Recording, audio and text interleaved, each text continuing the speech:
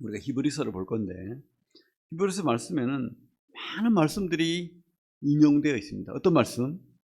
이 초대교회 때 히브리서를 쓴 이분은 디모데를 알고 있고 디모데와 함께 이렇게 교회를 방문하기를 원하는 것을 봐서는 아마 바울 시대, 그 선교 시대에 초대교회 때 사람이었는 것으로 보입니다. 그죠? 그래서 제가 무슨 이야기 해야 될지, 그래, 많은 말씀을 인용을 했는데 어떤 말씀을 인용했죠? 구약의 말씀을 인용한 거예요. 왜? 구약이 말씀이 사실이고 하나님의 약속이니까. 수도 없이 많은 말씀을 이렇게 인용을 해놨어요.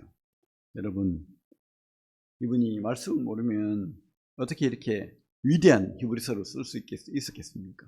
어떻게 예수 그리스도를 이렇게 논증을 하고, 그죠? 세상 사람들에게 또 교회를 나오고 믿는다고 했다가 다시 세상으로 돌아가는 사람, 다시 유대교로 돌아가려는, 그 율법주의자가 되기 위해 돌아가려는 그 사람들에게 어떻게 이렇게 확실한 말씀으로 증명을 해냈겠습니까? 예수 그리스도를. 말씀이, 구약이 말씀이, 그죠? 그 논증의 대상이었죠. 그래서 우리도 말씀을 깨달아야 된다고 믿습니다.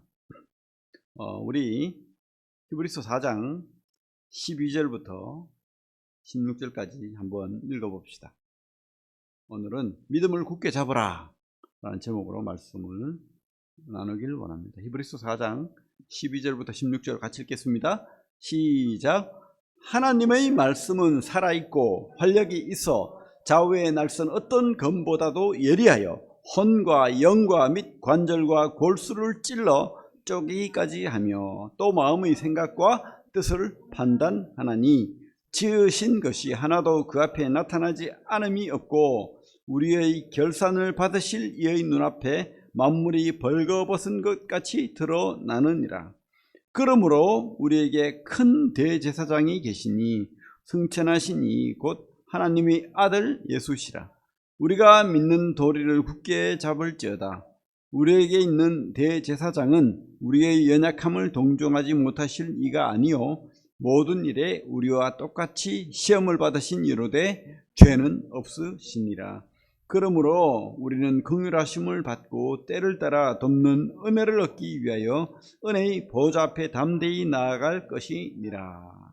아멘. 그죠? 여기다 하나님 말씀이라는 구절이라. 하나님 말씀은 살아있고 활력이 있어. 여기서 말하는 하나님 말씀은 어떤 말씀? 예? 계시록? 디모데전서? 무슨 말씀입니까? 구약이죠, 구약. 그죠? 그래서 이 히브리서에는 구약의 말씀 많이 이렇게 이때는 뭐 외운 것 같아요. 그죠? 성경을 다 외우니까 막 나오는 거예요. 뭐. 말씀은 살아있고 활력이 있어. 이렇게 담대하게 말할 수 있는 거죠. 그렇습니다.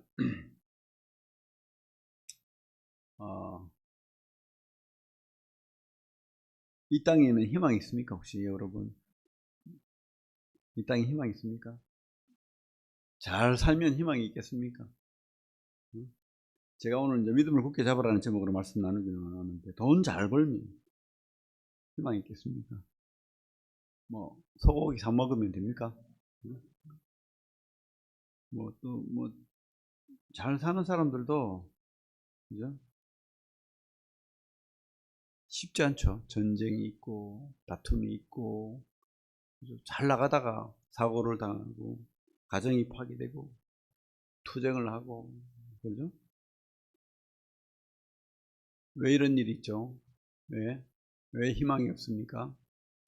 왜 이런 어려움이 생기죠? 이런 것들 물론 잘 나갈 때는 몰라요. 안 보여요. 안 보이는데 그게 왜 그러냐 하면 내가 내 뜻으로 최고의 자리에 앉기를 원하기 때문이라고 확신합니다. 자기중심주의라고 하죠. 내 왕이 되는 거죠.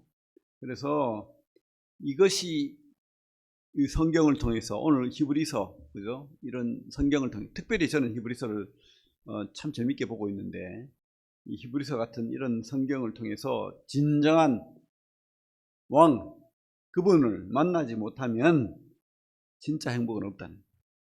여러분 이 땅에 희망 없습니다. 예수밖에 없어요. 참 미안한데 희망 없어요. 예수밖에 없습니다. 그죠? 근데 요즘 시대는 그렇게 얘기하지 않죠. 네가 오라. 제가 깜짝 놀랐어요. 서울의 지하철 1호선 서울역, 그죠? 그 지하철에 탁 엄마가 쓰는 시 이러면서 탁 해놨는데, 네가 정답이야. 네가 오라. 네가 원하는 것 해. 이러면서 그 역마다 그렇게 붙여놨더라고요. 왜 저런 말 저렇게 해놨을까? 누가 그렇게 우리가 정답입니까? 우리가 옳습니까? 아니요. 그러니까 요즘 선생님들이 너무, 그죠? 자살을 많이 해요, 지금. 그래가지고 계속 토요일마다 데모를 하잖아요. 그게 바로 이 교육의 실패라고 봅니다. 왜? 어떤 분이 이렇게 말해요. 아이는 권위 있는 부모 아래서 제일 행복하다. 그죠?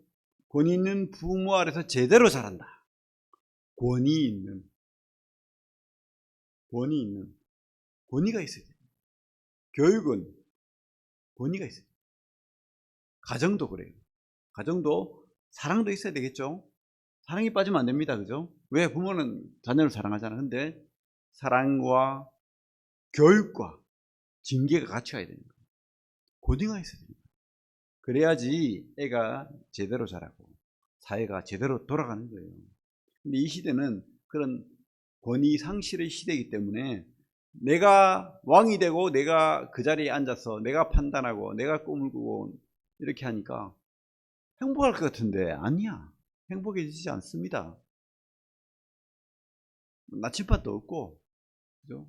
옳고 그름도 없고 혼돈 가운데 있는 거예요. 우리 요즘 스포츠를 많이 하는데 스포츠도 그래요. 스포츠도 훌륭한 팀은 훌륭한 코치 아래 있을 때, 지도력 있는 아주 훌륭한 코치 아래 있을 때 잘 되잖아요. 근데 훌륭한 코치는 어떻게 해야 됩니까? 프로팀에서 예를 들면, 그죠? 전략 전술이 뛰어나요.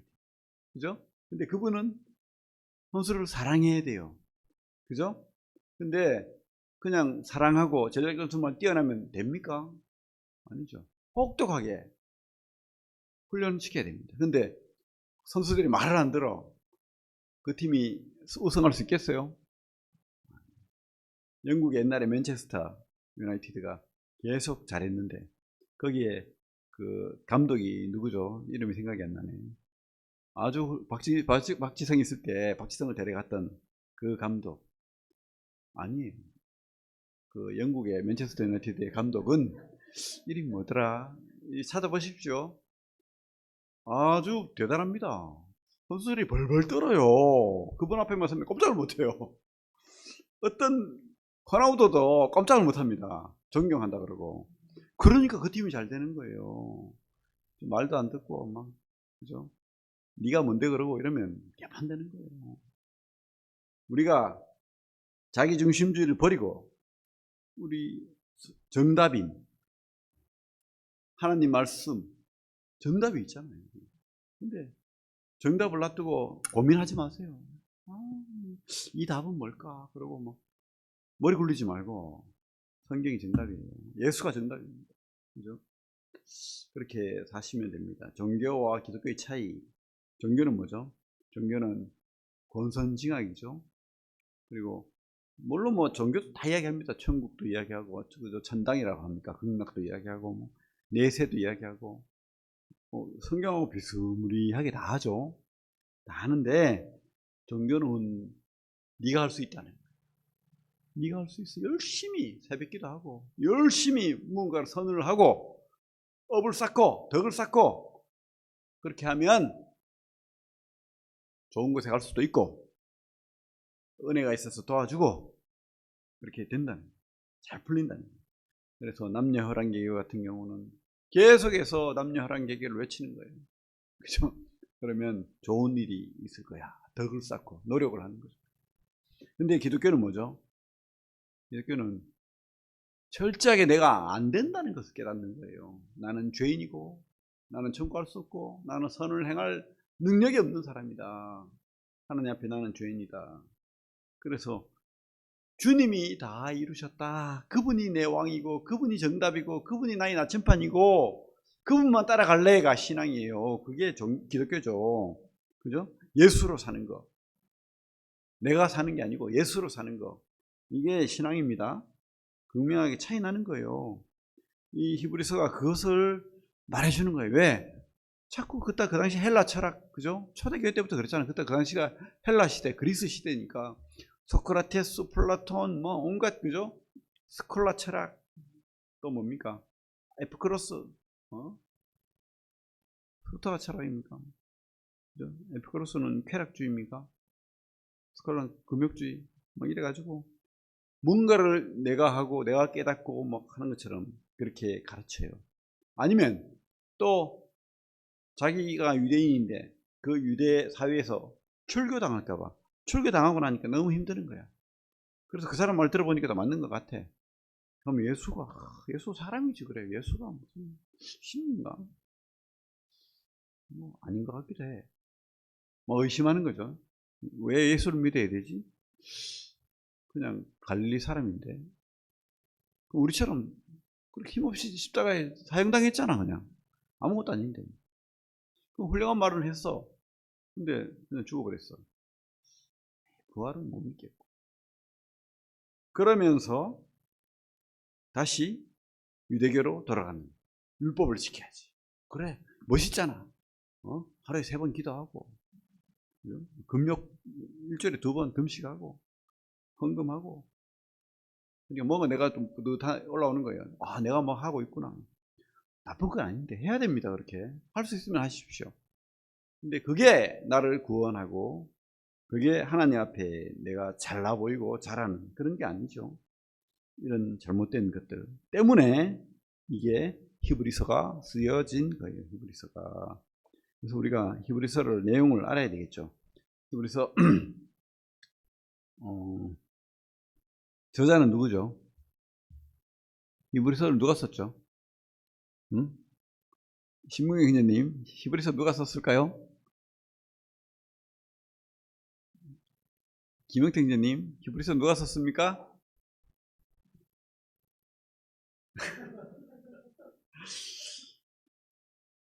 저 뒤에 13장 가봅시다.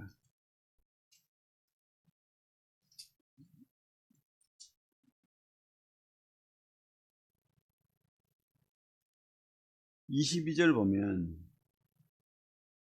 형제들아 내가 너희를 권하노니 권면의 말을 용납하라. 내가 간단히 너희에게 썼느니라. 간단하지 않는데 바울도 그래요. 보면 쫙 해놓고 간단하게 또 끝으로 하고 계속 그런 거 별로 안 좋아하죠. 23절에 우리 형제 디모데가 너희인 것을, 디모데를 아는 사람이야. 디모데의 아버지 같은 사람이 누구죠? 바울인가? 알 수 없죠. 우리 형제 디모데가 너희인 것을 너희가 알라. 그가 속해 오면 내가 그와 함께 가서 너희를 보리라. 너희가 누구겠습니까? 어떤 교회일 것 같아. 그죠? 어쨌든 디모데를 아는 어떤 사람, 누가 있죠? 대표적으로 바울, 또 누구? 바나바, 또 누구? 아볼로일 수도 있어요. 난 유대인일 것 같아. 왜? 구약 성경을 너무 많이 알아. 그래서 뭐 설이 많아요. 바울은 아닐 것이다. 왜? 문체가 바울사 신화가 다르대요. 근데 저는요, 바나바 아니면 바울일 것 같아요. 잘 모르겠어요, 저도. 바나바도 훌륭한 교사입니다. 그죠? 어쨌든 이 바나바 아니면 바울일 것 같은데, 이 디모데를 잘하는 어떤 분, 뭐 디도일 수도 있겠죠. 디모데에게는 형님 같은 디도. 알 수는 없죠. 어쨌든 매력적인 책입니다. 너무 좋고 그렇습니다. 제가 말했듯이 그 당시에 믿음을 포기하는 사람들을 향해서 예수를 포기하지 마라. 너희들이 절대 예수를 포기하지 마라. 이 말하는 거예요. 예수. 계속 예수 이야기하는 거예요, 지금. 그죠? 예수. 그래서 우리는 구약에서 예수를 발견해야 됩니다. 이렇게. 구약에서 예수를 발견하고 하나님이 이 예수를 왜 준비하셨는지, 그분은 누군지 우리가 깨달아 나가야 되는 거예요. 그죠? 예수는 어떤 분이죠?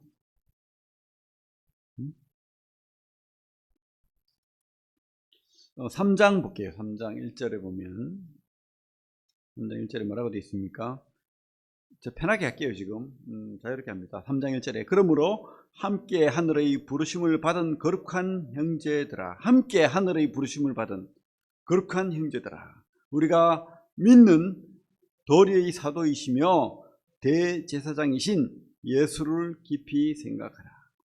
형제들, 형제라는 말이 참 좋은 말입니다. 그죠? 그래서 형제라고 불러야 됩니다. 근데 우리나라에서는 조금 불편해요. 오해 살 염려가 많아요. 그래서 잘 안 쓰는데 참 좋은 말입니다. 형제. 이 말을 공산당들이 뺏겨가지고 동무 이러면서 많이 하는데, 그죠? 형제들아, 우리가 믿는 도리의 사도이시며, 믿는 도리, 믿는 진리, 믿는 말씀의 사도이시며 대제사장이신 예수를 깊이 생각해라. 제발 떠나지 말고, 유혹받지 말고, 미혹받지 말고, 의심하지 말고 예수를 깊이 생각하라, 이렇게 말하고 있는 거죠. 그러면 예수는 깊이 생각했을 때 누구라는 거죠? 예수는 어떤 분입니까? 여러분, 예수가 누구죠? 예? 옷을 받고 있잖아요. 1장부터 옛적에 1장 1절부터 볼게요. 옛적에 선지자들을 통하여 여러 부분과 여러 모양으로 우리 조상들에게 말씀하신 하나님이, 여러 부분과 여러 모양이 뭡니까? 모세오경, 또 여호수아서, 또 뭐 있죠? 선지서들, 역대기, 뭐 시편 많죠? 여러분, 구약성경 여러 부분과 여러 모양으로 우리 조상들에게 말씀하신 하나님이 이 모든 날 마지막에는 이 당시 때부터 말세했어요. 말세. 지금까지죠. 하나님이 때를 늦추고 계십니다. 2000년간. 그죠? 여러분들을 위해서. 이 모든 날 마지막에는 아들을 통하여, 예수님을 이야기하는 거죠. 아들을 통하여 우리에게 말씀하셨으니 이 아들을 만유의 상속자, 상속자는 뭡니까? 물려받는다는 거죠. 자기 거라는 거예요. 소유가, 모든 것의 주인은 누구라고요? 우리 주님이라는 거예요. 예수님이 주인이다. 상속자, 왕이라는 거죠. 상속자로 세우시고, 또 그로 말미암아 모든 세계를 지으셨습니다. 주님 누구라고요? 창조자. 태초에 하나님이 천지를 창조하시니라 했을 때 그 창조의 주역이 누구라고요? 예수. 그래서 그 요한복음 1장 1절이 더 앞서는 거예요. 사실은 창세기 1장 1절보다 시간적으로는 요한복음에 있는 1장에 그 주님이 앞서는 거예요. 시간대가. 그죠? 그래서 모든 세계를 지으셨습니다. 이는 하나님의 영광의 광채시오. 하나님의, 그죠? 본체라는, 본체, 영광의 광채시오. 그 본체의 형상이시라. 삼일체 하나님이니까. 그죠? 그의 능력의 말씀으로 만물을 붙드시며, 지금도 하나님께서, 우리 주님께서 만물의 주권자라는 뜻입니다. 만물을 붙드신다는 뜻이 뭡니까? 통치하신다. 만물의 통치자, 왕이라는 거예요. 통치자이시며 죄를 정결하게 하는 일을 하시고, 무슨 말이죠? 십자가를 통해서, 옛날에는 뭐죠? 제사장들이, 그죠? 백성들이 양을, 염소를 가져오면 안수를 하고, 그죠? 속죄제를 지내고, 뭐 제사를 지내잖아요. 그 죄를 전가시켜서 동물이 죽고, 그렇게 했는데 실체가 나타났는데 그거는 그림자에 있다는 것이고, 진짜는 바로 우리 주님께서 십자가를 지심으로 세상 모든 죄를 도말하셨다, 이 말을 하고 싶은 거예요. 죄를 정결하게 하는 일을 하시고, 그리고 지금도 그건 진행입니다. 주님이 계속 십자가에 죽으신다는 뜻이 아니고, 많은 사람들이 예수를 믿음으로 말미암아서 죄가 용서받는다는 거예요. 주님은 그 길을 열어놓으신 거예요. 그죠? 죄의 용서를 다 해놓은 거예요. 근데 그걸 깨닫지 못하면 그 죄 아래 있는 겁니다. 왜? 몰랐기 때문에, 모르기 때문에, 안 믿기 때문에. 근데 믿는 자는 지금 정결하게 되는 거예요. 그 일을 계속 하시고 높은 곳에 계신 지극히 크신 이의 우편에 앉으 살아계셔서 지금도 하나님 옆에서 우리를 위하여 기도하시고 다시 오실 것을 약속하시고 왕으로 하나님 보좌 우편에 앉으셨습니다. 바로 이게 우리 주님의 프로필입니다. 정체성. 우리 히브리서는 그 개요가 뭐죠? 1장 1절부터 4장 13절까지 탁월한 정체성입니다. 탁월한 인격. 다른 말로 하면 신적 인격. 인간의 인격이 아닌 거예요. 신적 인격. 1장 1절부터 4장 13절. 그리고 4장 13절부터 10장까지가 뭐죠? 탁월한 사역. 그리스도의 사역. 탁월한 사역. 신적 사역이라고 하면 좋겠죠. 그리스도의 신적 사역. 그리고 11, 12, 13장은 그러면 너는 어떻게 살래? 이렇게 살고 저렇게 살고 믿음을 잃지 않고 예수를 믿고 그죠? 참고 인내하고 고난을 견디고 소망을 가지고 이렇게 살아라. 이게 전체 개요잖아요. 그래서 그 중에 오늘은 4장 말씀 믿음을 굳게 잡으라. 이 말이 결론은 핵심이에요. 믿음을 굳게 잡고 흔들리지 마라. 예수를 떠나지 마라. 그 예수 믿는 믿음에서 떠나지 마라. 그렇게 하는 거예요. 떠나지 마라. 진짜 다시 한번 말하지만 예수를 제대로 알고 믿고 만난 사람이 진짜 복자입니다. 진짜 복자입니다. 여러분들이 예수를 모른다면 말씀을 아무리 알고 그죠? 유대인처럼 달달 외울지라도 아직도 죄 중에 가는 거예요. 율법 아래 있는 거예요. 죄 중에. 율법은 죄를 알게 한다고 성경은 분명히 되어 있죠. 율법은 죄를 알게 하는 거예요. 죄를 알게 할 뿐이니 10장에 갈까요? 10장에 보면 그 당시 이제 유대인들 이제 도로 믿음을 떠나서 가려는 유대인들에 위해서 이런 말씀을 기록해 놨죠. 10장 1절, 3절, 4절 한번 같이 한번 읽어볼게요. 1절, 3절, 4절. 10장 1절, 3절, 4절 같이 읽겠습니다. 시작.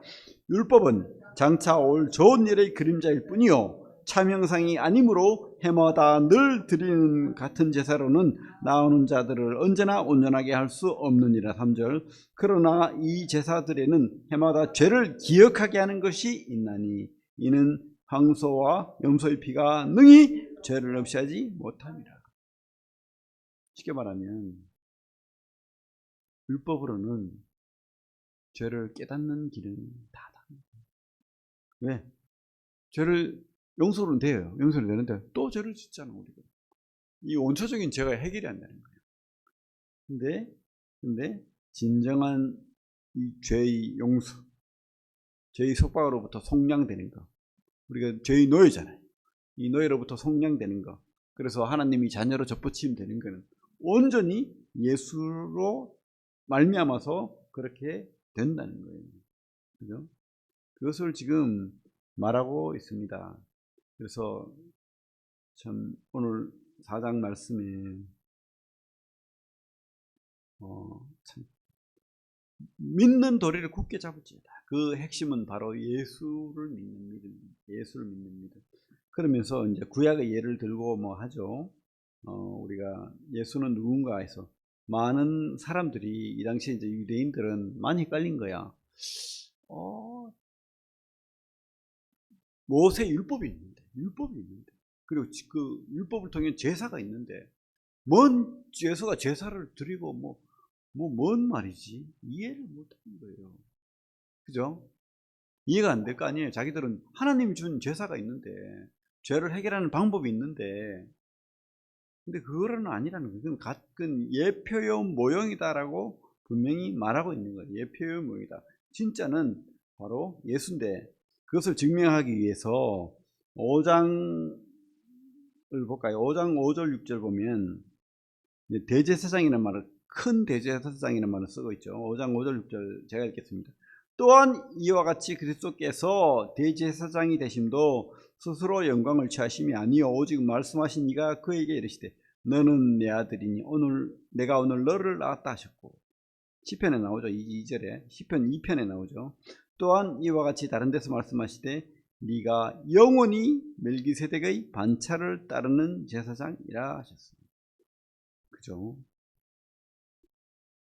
제사장은 그 뒤에 7장에 가면 나옵니다. 7장에 가면 이제 자세하게 멜기세덱에 대해서 나오는데, 결론은 유대인들은 아론의 반차를 따라서, 레위의 자식 아론의 반차를 따라서, 그죠?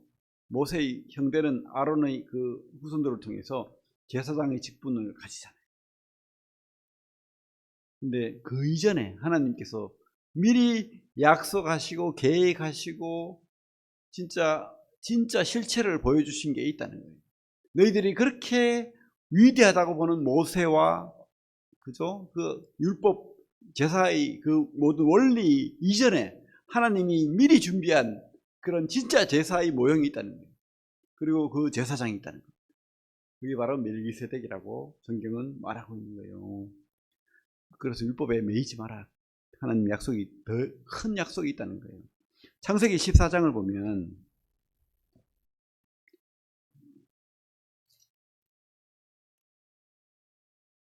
14장 17절부터 20절 같이 한번 읽어볼까요?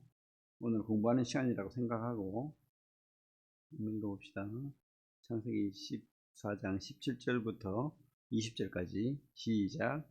아브라함이 그돌라오멜과 그와 함께한 왕들을 쳐부수고 돌아올 때에 소돔 왕이 사외 골짜기 곧 왕의 골짜기로 나와 그를 영접하였고, 살렘 왕 멜기세덱이 떡과 포도주를 가지고 나왔으니 그는 지극히 높으신 하나님의 제사장이었더라.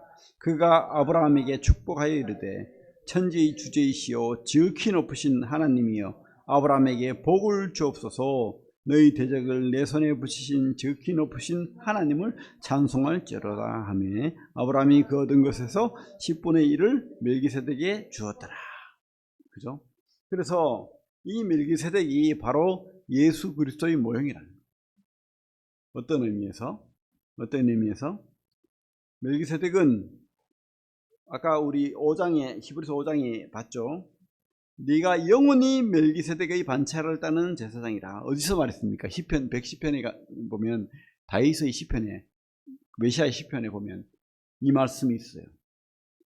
앞으로 올 메시아는 바로 아론의 반차를 따라서 후손으로 오는 게 아니고 누구요? 멜기세덱의 반차를 따르는 제사장이다. 우리 주님은 제사장이십니다. 하나님 앞에 그 죄를 도말할 제사를 드리는 제사장인데, 바로 아론의 반차가 아니고, 반차라는 말은 후손이란 말이죠. 아론의 후손이 아니고 멜기세덱의 그 줄기를 따라서 온 하늘로부터 온 분이다 라고 지금 증명해내는 거예요. 그걸 하나님 말씀의 예언을 가지고, 그죠? 그리고 이 멜기세덱은, 그죠? 제사장이죠. 그죠? 제사장. 하나님의 제사장이라고 분명히 되어 있잖아요. 그죠? 그리고 이 멜기세덱은 7장에 가면, 히브리서 7장에 뭐라고 되어 있죠? 이 멜기세덱은 살렘 왕이요 지극히 높으신 하나님의 제사장이라. 그러니까 이 멜기세덱의 정체성은 뭐예요? 왕이고, 살렘, 그것도 평화의 왕입니다. 샬렘, 평화의 왕일 뿐만 아니고 제사장. 죄를 도말하는 그런 역할을 하는. 그러니까 두 가지 정체성을 가지고 있다는 거예요. 누가? 우리 주님. 우리 주님은 바로 이 의의 왕, 샬렘 왕, 이 멜기세덱의 그 계통을 따라서 오신 분이다. 후손이라는 뜻이 아니고 멜기세덱의 예표를 따라서 예언자로서. 멜기세덱은요, 여기서 보면 뭐라고 되어 있습니다. 3절에 7장 3절 보십시오. 아버지도 없고 어머니도 없고 족보도 없고 시작한 날도 없고 생명의 끝도 없어 하나님이 아들과 닮아서 항상 제사장으로 있느니라. 이게 무슨 말이에요? 뭐 하늘에서 온 예수님입니까? 그 전에 우리 초림 십자가를 지신 초림이 처음 오신 예수, 다음에 또 오시겠죠. 그 재림이라고 합니다. 초림, 십자가를 지시기 위해서 오신 예수, 그 다음에 마지막 날 아직 안 오셨죠. 다시 오실 예수, 재림 예수. 그러면 이분은 초림 전에 그전 구약에 오신 예수입니까? 아니죠. 이 말은 비유입니다. 족보가 없다는 거예요. 기록이 없다는 거예요. 하나님으로부터 특별하게 바울처럼 하나님의 선택을 받은 자다, 이 말이에요. 반차를 따라서 후손을 따라서 이렇게, 그죠? 뭐 아버지가 제사장이라서 제사장이 된 게 아니고 하나님의 특별한 선택으로 이렇게 제사장의 역할을 할 수 있도록 하나님이 특별히 섭리하신 사람이다. 근데 그 사람은 왕이고 그 사람은 제사장인데 우리 주님도 이와 같다라고 말하는 거예요. 그리고 아브라함보다 높은 자다, 11조를 받았다, 이렇게 말하는 거죠. 하나님은 아브라함에게 많은 약속을 줬습니다. 후손에 대한 약속. 창세기 12장, 15장, 그죠? 17장, 22장, 마지막 22장에도 창세기에 보면, 그죠? 자기 아들 이삭을 바치려고 했을 때 스톱 했잖아요. 네 마음 알겠다 하고는 다시 한번 마지막으로 약속을 주잖아요. 네 후손, 네 씨를 통해서 만민이 복을 받게 하겠다. 한번 볼까요? 창세기 22장을 같이 봅시다. 성경을 모르는 분들도 있기 때문에 성경을 같이 보면 좋겠습니다. 구약 29페이지. 아브라함에게 자식을 바치라 했잖아요. 이삭을. 그래가지고 이삭을 꽁꽁 묶어가지고 제사 지내려고, 그죠? 칼로 막 이삭을, 자기 아들을, 하나밖에 없는 아들을 죽이려고 했잖아요. 그때 하나님께서 스톱 하시고는 그만 됐다. 그러고는 네 마음 알겠다 하고는 18절에 보면 뭐라고 되어 있지? 18절 읽겠습니다. 시작. 또 내 씨로 말미암아 천하 만민이 복을 받으리니 이는 네가 나의 말을 준행하였음이니라 하셨다 하니라. 준행했다는 말은 충성했다, 믿었다, 진짜 이게 믿음입니다. 진짜 믿은 거예요. 왜? 요 뒤에 나오잖아요. 11장에 아브라함이 왜 아들을 죽이려고 했습니까? 아니, 주신 분도 하나님이니까, 취하시는 분도 하나님이고 다시 살려주시겠지 뭐, 이런 믿음이 있었다는 거예요. 왜? 하나님이 분명히 약속하셨거든. 네 씨로 말미암아. 근데 씨가 하나밖에 없는데 이거 죽여버리면 뭐 하나님은 다시 책임지겠지, 이런 믿음이 있었다고 확신한 거예요. 그런 충성, 그런 믿음, 그죠? 그것이 복을 받는 믿음인 거죠. 믿음. 그래서 이렇게 창세기 22장부터 시작된 그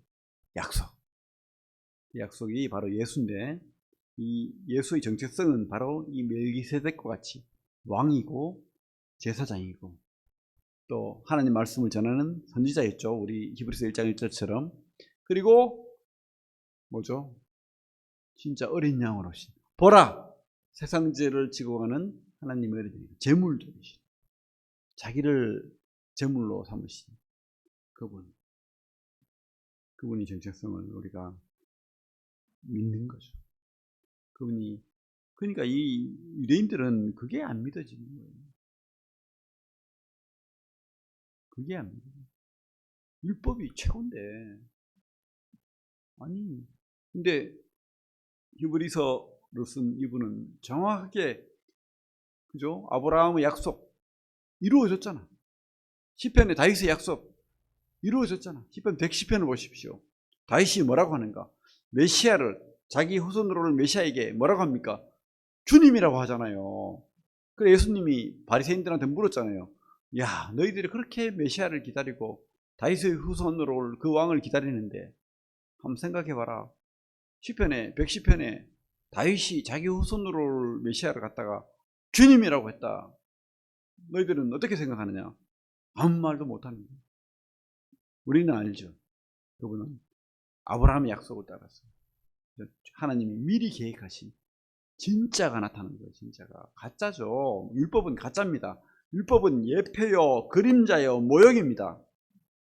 죄를 도말하는 모형인 거예요. 그래서 우리가 양을 잡고, 그죠? 죄를 전가하고 손을 대면 죄가 전해지잖아요. 동물이 죽고 피를 내고 그리고 각을 쳐서 그죠? 제사를 드리고 그리고 그죠? 우리가 떡상, 분향단, 등잔대가 있는 성전을 지나서 성소를 지나서 지성소까지 1년에 딱 한 번 대제사장이 지성소를 들어가는 거예요. 그래서 그 언약궤 시온자죠. 거기에 하나님의 임재를 경험하고 이 모든 그 백성들의 죄를 다 고하고 하나님의 용서를 받는 그게 바로 예수 그리스도가 하늘의 성소에 하나님께 나아가는 하늘의 성소에 나아가는 그런 모형이었다. 이게 바로 우리 히브리서가 말씀하고 있는 거예요. 말씀하고 있는 거예요. 진짜는 바로 그 주님이었다. 그들이 드렸던 율법적인 제사 그런 것들은 우리 죄를 알게 하는 게 가장 큰 목적이었다. 그것으로 죄가 용서되지 않는 거예요. 그죠? 진짜는 바로 우리 주님의 제사였다는 것을 너무 길게 했네. 이상으로 마치고 진정한 속죄 대속은 오직 예수로 된다. 그래서 믿음의 도리를 굳게 잡을지어다 라고 말하고 있습니다. 기도하겠습니다.